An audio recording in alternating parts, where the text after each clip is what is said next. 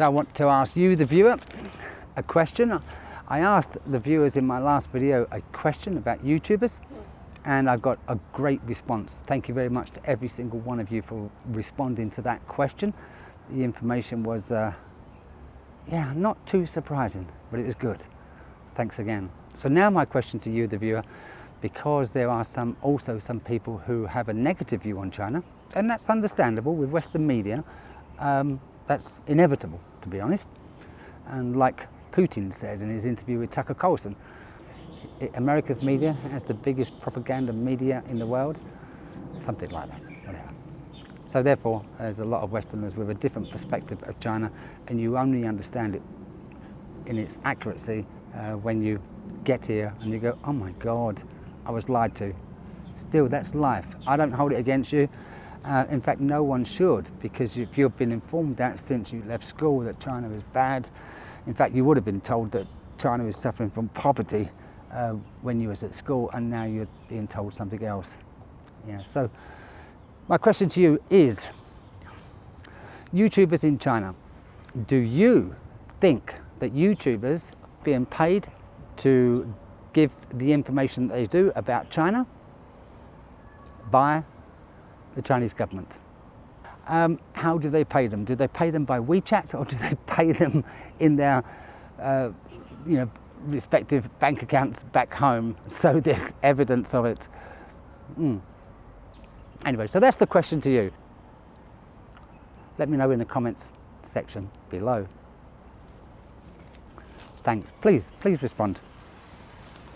The best information and source of information and interest that you can ever get on China is by a gentleman by the name of Martin Jacques.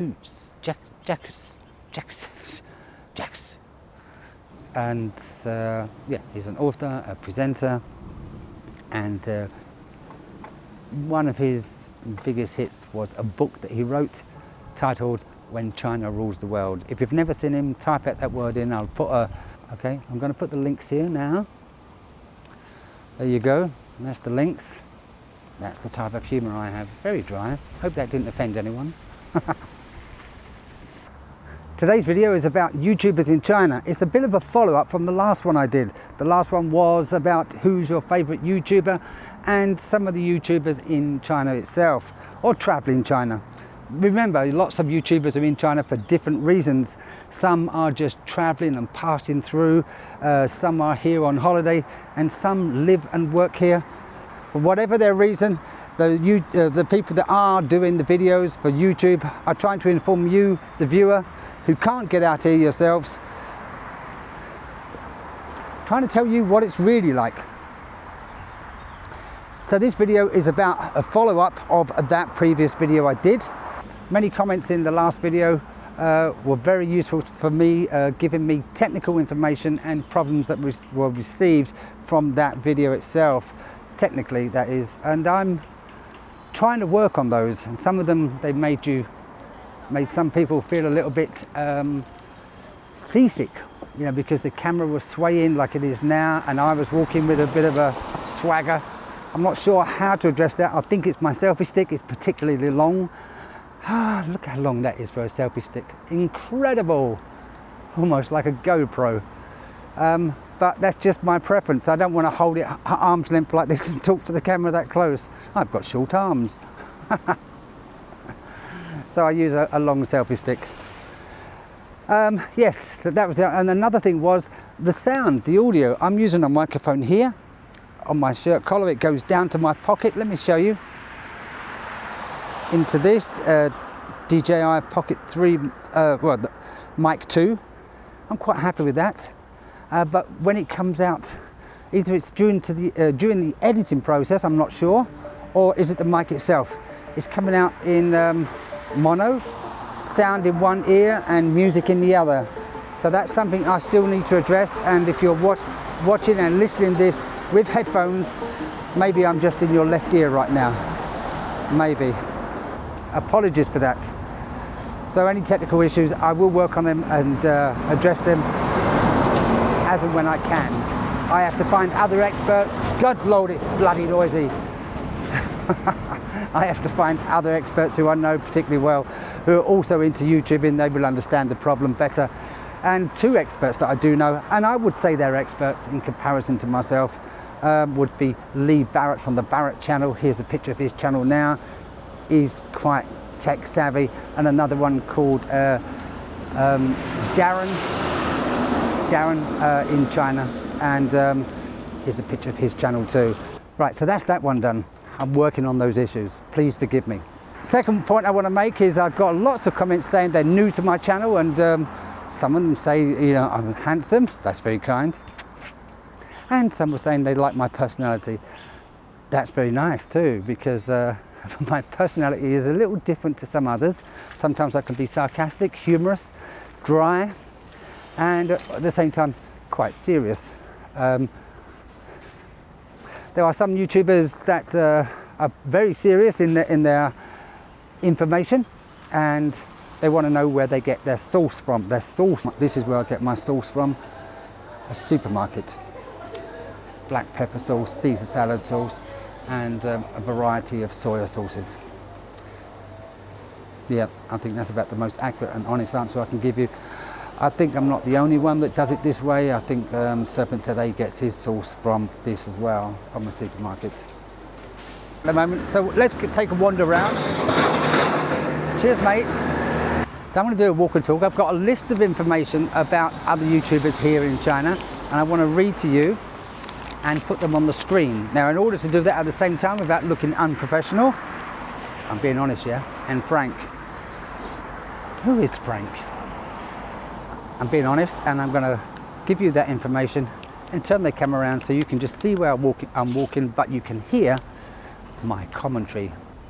The most popular YouTuber from the comments that I received in my last video, without a doubt, was Jerry's Take on China. All right, here's a picture of Jerry, and yes, I can say I do watch his channel too. Just delivers facts. I would like to interview the guy, so Jerry, if you do watch this channel, please give me a shout sometime on my videos, or let's meet up. I've been down to Zhuhai a few times, and I've had to pass you to get there. So yeah, let's do that. Other YouTubers that were mentioned: Daniel Dumbrell. Very articulated chap, and not making so many videos now on China, but a lot of people did find him during the COVID period. Cyrus Jansen, a voice of Hong Kong. He did quite a bit about China and Hong Kong during those rioting days. Graylow60, very cool chap. I think he might have alcoholic problems, but still, that's his life. And he delivers all of his information with humour. Nice chap, although he did go through a sad event just a few months ago. Barrett, if you've watched his channels, you'll see that I've done several interviews of him, and even in my channel. So yeah, we're very good buddies, known each other for about 12 years now. Jason, aka Jason, never met the guy, but my God, his videos, he's not so much anti-American, but he does pick on America quite humorously. He's almost the American version of Serpent ZA is on China.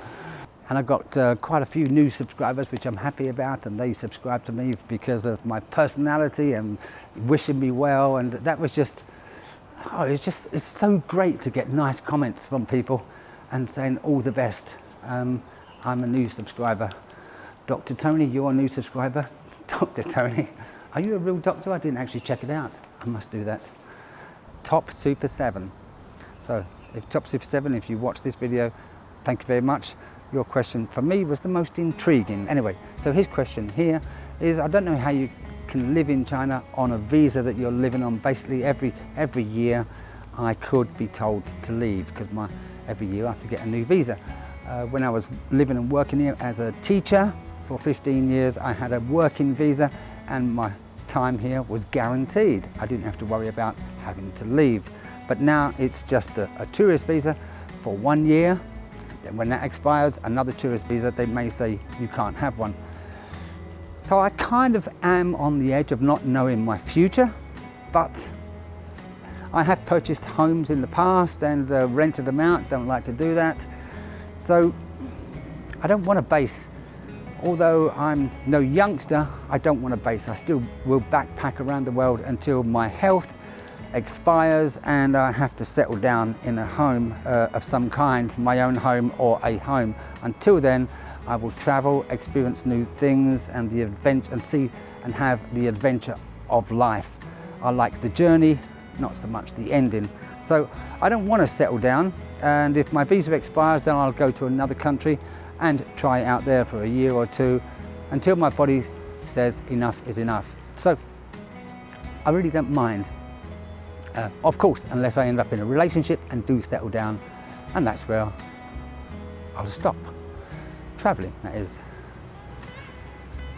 So yeah, all the purchases that I've made in China, all the things that I own and possess, if they don't fit in my backpack when I leave, they will stay wherever they are. Simple as that. I think possessions in the world that we all own, you know, how much money have we spent on possessions, and then we can't move, we can't even get, you know, U-Haul trucks because we've got too much furniture, too much stuff, you know, and I think stuff holds people back from doing what they want to do. I have a good friend in America, he's got 4 cars. You can only drive one at a time. Okay, so he's got a collection, that's his interest.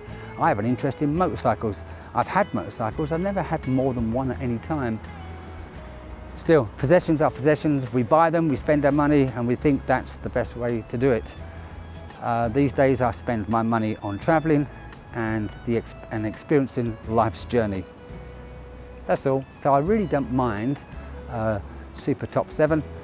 That I've got a 1-year visa. I don't mind at all. I like China a lot. And if they say you must go because you're too old, there will be no other reason, or there's no purpose for you here, then I'll go. Take care. All the very best. Thank you very much for watching. I look forward to your comment. Why do you think some people say YouTubers in China are paid by the CCP? And do you think they are? Yes or no? Or maybe? How much and how do they pay them? Oh, the list goes on. Bye-bye.